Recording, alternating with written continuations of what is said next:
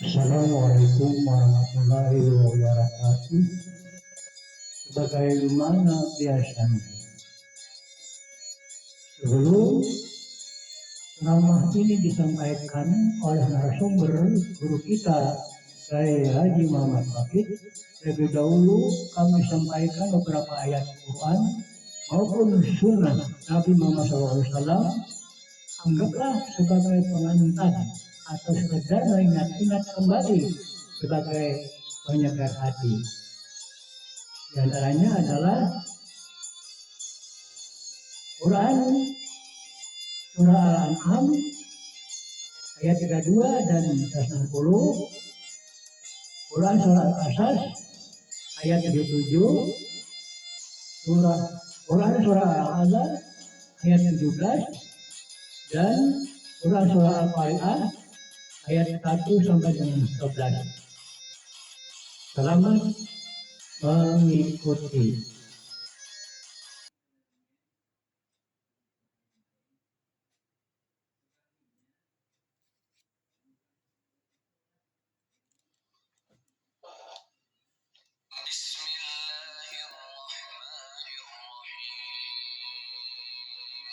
Al-An'am 32.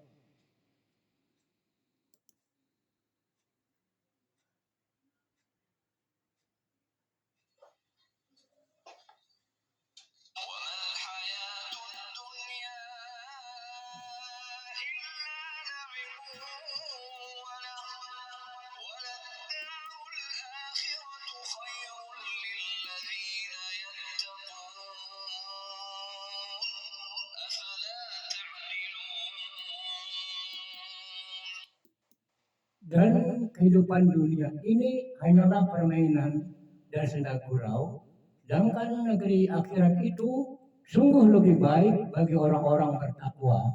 Tidakkah kamu mengerti? Al-An'am ayat 150.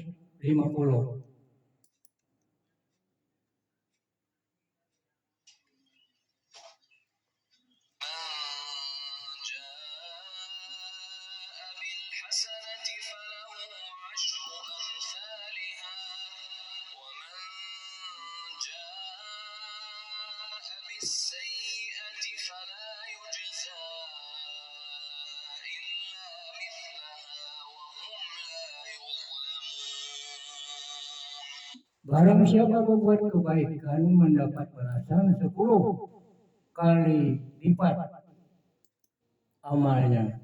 Dan barang siapa berbuat kejahatan dibalas seimbang dengan kejahatannya. Mereka sedikit pun tidak dirugikan. Al-Qasas ayat 77.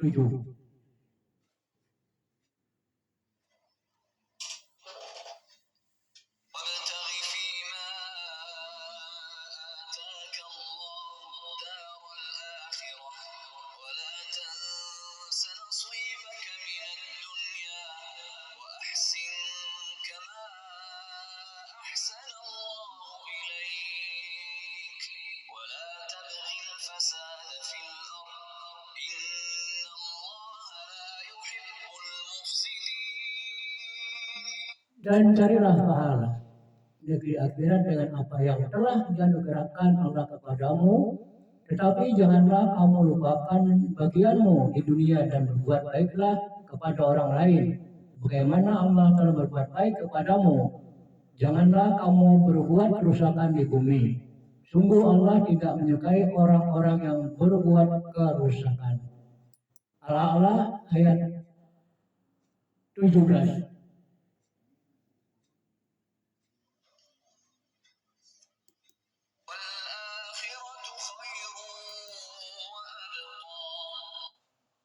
Padahal kehidupan akhirat itu lebih baik dan lebih kekal.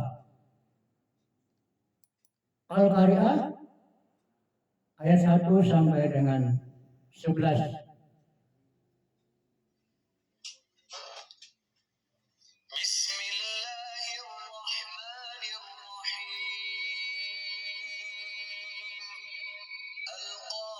hari kiamat. Apakah hari kiamat itu? Dan tahukah kamu apakah hari kiamat itu? Pada hari itu manusia seperti laron berterbangan. Dan gunung-gunung seperti bulu yang dihambur-hamburkan. Maka adapun orang yang berat timbangan kebaikannya, maka dia berada dalam kehidupan yang memuaskan senang. Dan apapun orang yang ringan, dan adapun orang yang ringan timbangan kebaikannya, maka tempat kembalinya adalah neraka Hawiyah. Dan tahukah kamu apakah neraka Hawiyah itu? Yaitu api yang sangat panas, kemudian kami siapkan pula. Al-Baqarah ayat 197.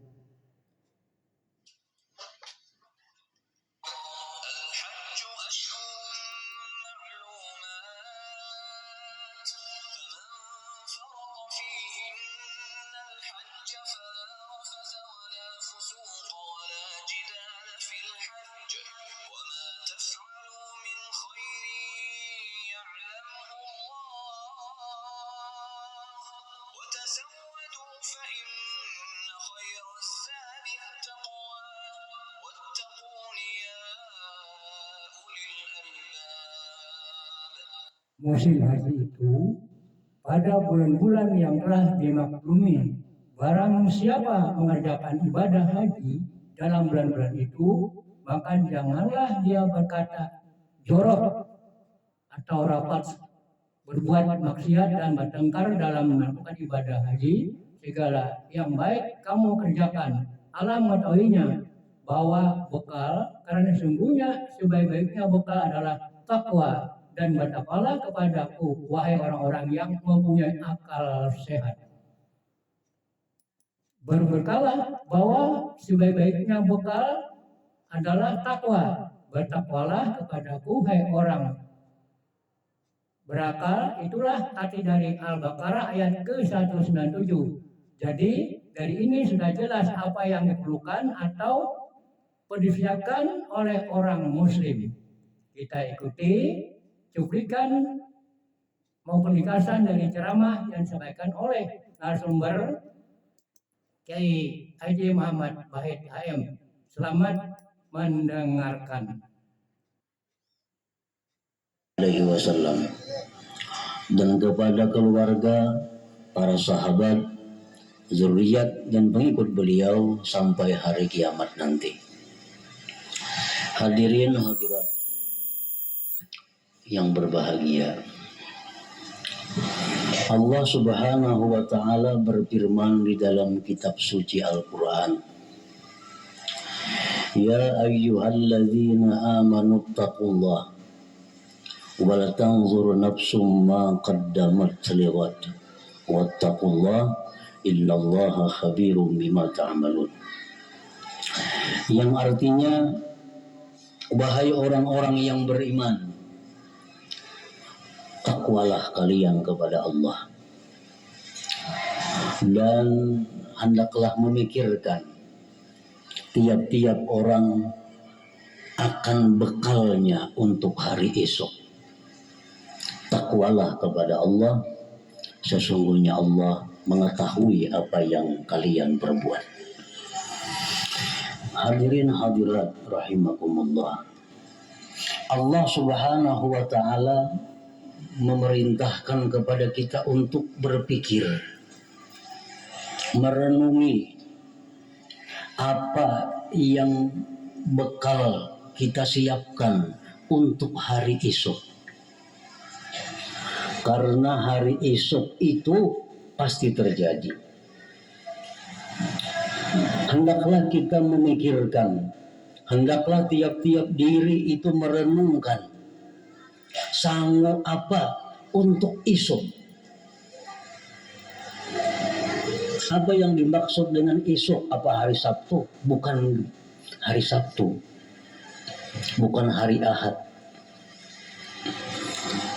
Para ulama tafsir mengatakan yang dimaksud dengan esok itu adalah pertama, sakaratul maut. Yang kedua, kubur. Yang ketiga, al-muksu fil kubur, diam di dalam kubur. Yang keempat, mahsyar. Yang kelima, hisab. Yang keenam, mizan. Yang ketujuh, sirat, titian. Hadirin hadirat yang dirahmati Allah. Allah Subhanahu wa taala memerintahkan dalam ayat ini agar kita punya sanggup, agar kita ini bersanggup untuk menghadapi esok itu. Satu, apa yang kita siapkan untuk menghadapi datangnya Israel? Apa bekal kita? Israel itu pasti datang kepada kita kapanpun, pasti akan datang.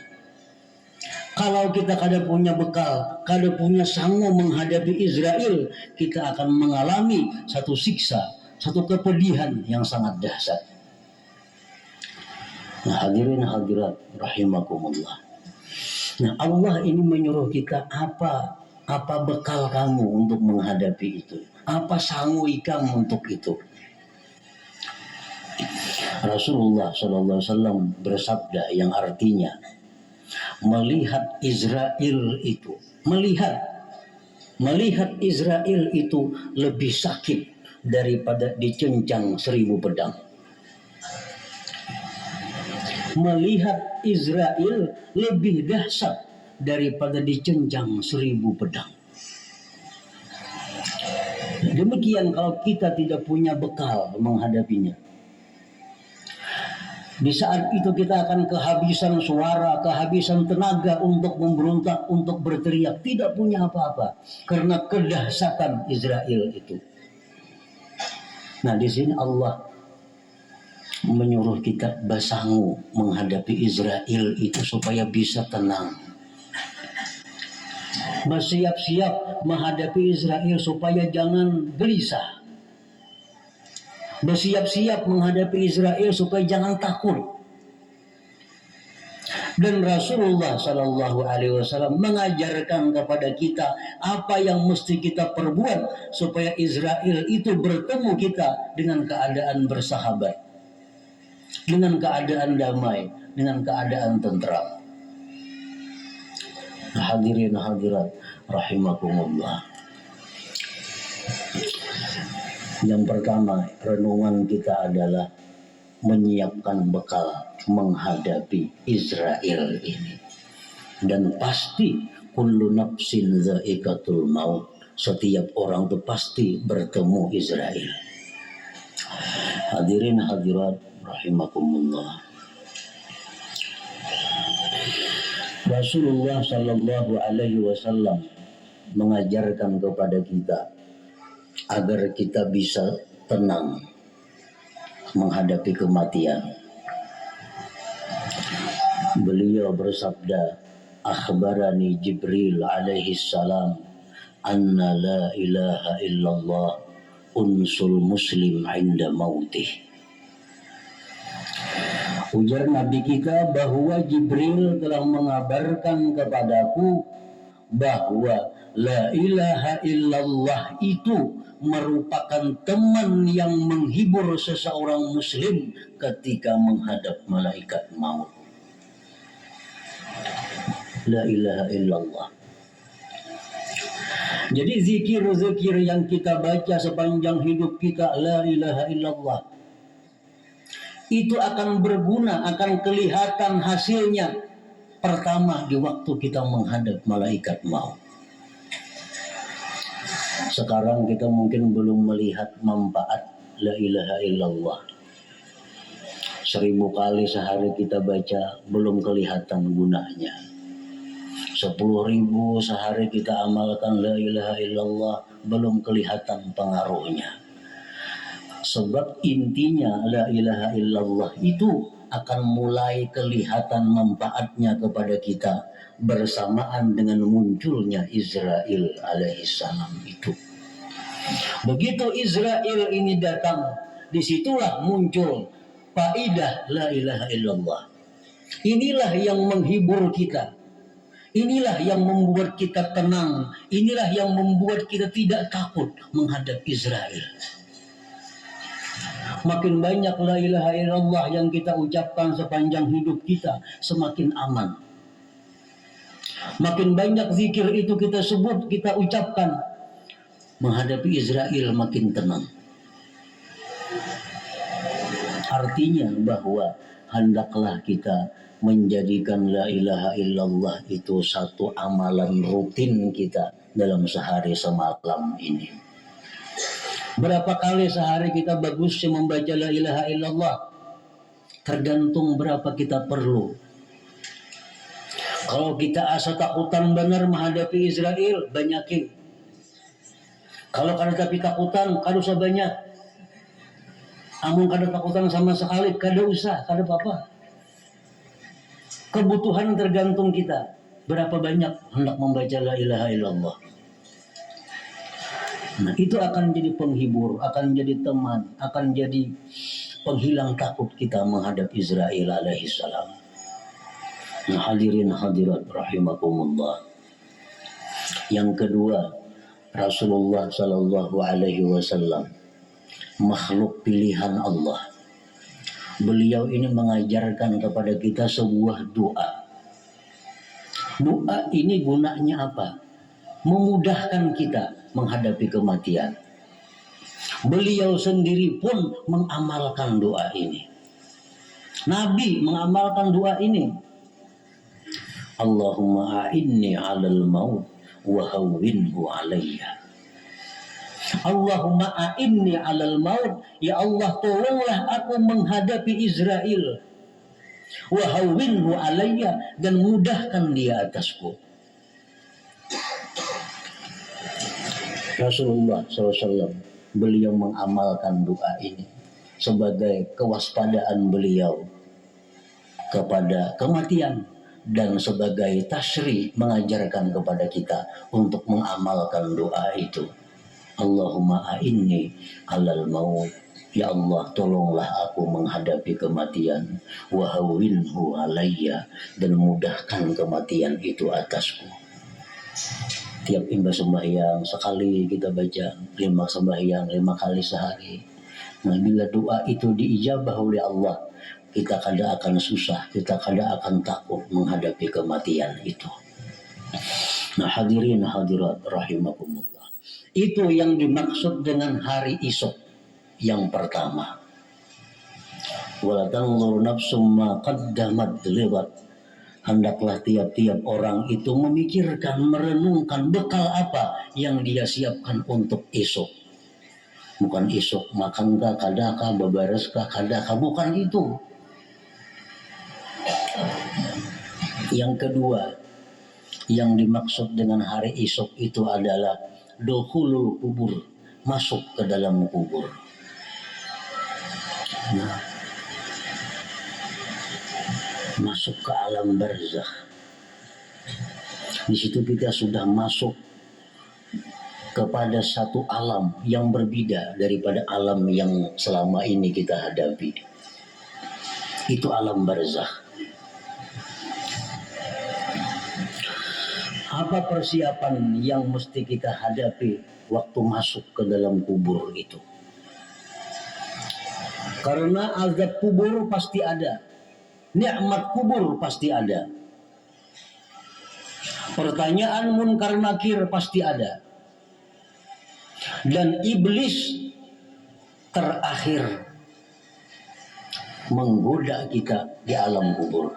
Setelah itu iblis tidak berfungsi lagi kepada manusia. Jadi iblis itu bukan hanya di dunia ini mengiringi kita, sampai ke dalam kubur mengiringi kita. Supaya apa? Supaya kita kada bisa menjawab apa yang ditanyakan oleh munkar nakir. Supaya kita salah menjawab munkar nakir. Selalu digoda, selalu diganggu oleh iblis. Junjungan kita Rasulullah sallallahu alaihi wasallam mengajarkan kepada kita bagaimana caranya Bagaimana caranya supaya kita ini bisa selamat di alam kubur itu dari gangguan-gangguan ini? Bagaimana caranya supaya kita bisa dengan fasih, dengan jelas menjawab apa yang ditanyakan munkar nakir itu? Rasulullah memberikan jalan keluar, memberikan ajaran kepada kita agar kita mengamalkan beberapa amalan. Nah, hadirin hadirat rahimakumullah. Pertama yang disampaikan oleh Rasulullah sallallahu alaihi wasallam dalam sebuah hadis, man qara'a suratal muluk kulla lailatin lam yadurruhul pattan. Barang siapa, ujar Nabi kita, membaca surah muluk, surah tabarak setiap malam tiap malam, maka tidak mengganggu akan dia, tidak menakutkan akan dia, tidak membahayakan akan dia sesuatu yang memfitnah di alam kubur. Malaikat munkar nakir dengan ramah menanya kita, jawabannya kita diberi Allah ilham untuk menjawab itu, asalkan kita mengamalkan surat tabarak ini tiap-tiap malam. Di dalam sebuah hadis, ujar Nabi, aku ingin sebenarnya bahwa surat tabarak itu ada di dalam hati setiap orang Islam. Nabi kita ingin agar kita nih hafal semuaan surah tabarak itu. Ini disebut suratul munjiyah, surah yang menyelamatkan seseorang. Jadi kita masuk ke dalam kubur dikawal oleh surah tabarak ini, sehingga fitnah-fitnah, cobaan-cobaan di dalam kubur itu dihadapi dengan mudah. Ini surah tabarak, surah al-muluk ini, asalkan tiap malam itu kita amalkan. Nah, jadi ini salah satu sangu kita. Allah menyuruh kita berpikir, kenapa sangu untuk esok? Untuk menghadapi malaikat maut sudah. Untuk menghadapi kubur ini harus tabarak tiap malam. Kalau kadang ini kita kada dapat menjawab munkar nakir, maka bila kada dapat menjawab munkar nakir ini, dia akan menyiksa di dalam kubur.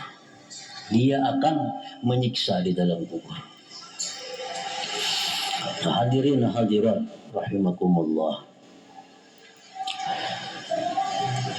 Dan lagi di zaman Rasulullah sallallahu alaihi wasallam, mulai sejak kanak-kanak itu diajarkan dialog seseorang dengan munkar nakir di dalam kubur. Tidak jarang sahabat-sahabat Nabi itu mengundang orang alim ke rumahnya untuk mengajari anak-anaknya apa yang ditanyakan munkar nakir, apa jawabnya.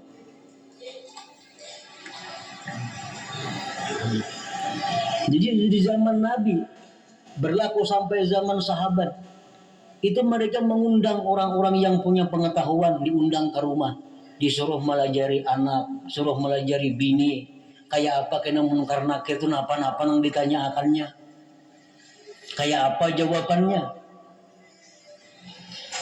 Nah, ini termasuk salah satu persiapan untuk menghadapi itu. Namun kada hafal dalam dunia, apalagi di sana. Dalam keadaan tenang, dalam keadaan aman nih kada hafal, apalagi di alam kubur berhadapan makhluk yang belum pernah dijumpai munkar nakir. Nah, jadi itu disuruh kita tamrinul jawab ala munkar wa nakir, melatih tanya jawab munkar nakir. Di sini kita hafal, di kubur belum tentu. Makanya disuruh membaca surat tabarak untuk bisa mengingat itu. Dalam dunia kada hafal, di kubur maginnya di kubur kada akan hafal. Malaikat munkar nakir itu menanya kita, marabbuka, siapa Tuhan engkau? Allah Rabbi, Allah Tuhanku. Wa ma dinuka, apa agama engkau? Al-Islam dini, Islam agamaku. Wa ma imamuka, apa imam engkau? Ikhwanuka, siapa saudara-saudara